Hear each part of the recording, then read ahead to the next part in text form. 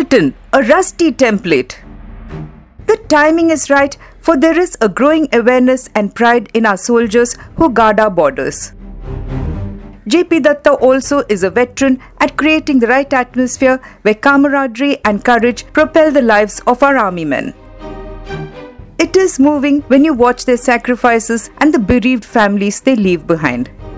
This time, JP Datta harks back to 1967 when India successfully defended Nathu against Chinese incursion.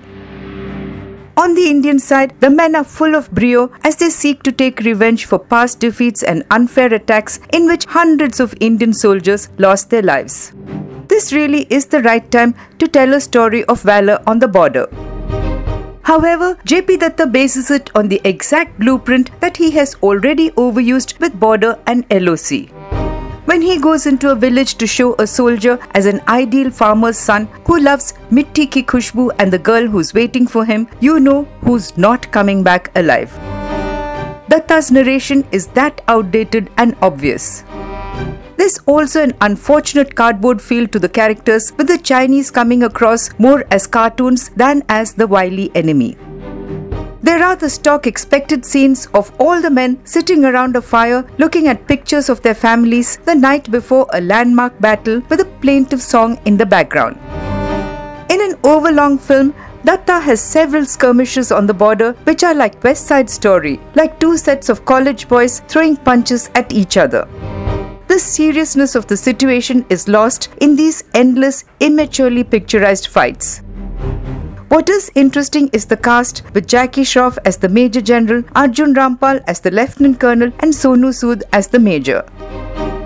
They are all suitably starched, though there's an overdose of English dialogues between the officers. Datta swings from too much English to too much Punjabi, making one wonder who his audience is.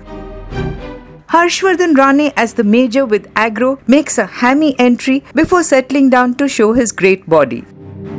Love Sinha has an impressive voice and controlled dialogue delivery. Siddhant Kapoor as an interpreter who switches from Hindi to Chinese and back again is comfortable in his uniform.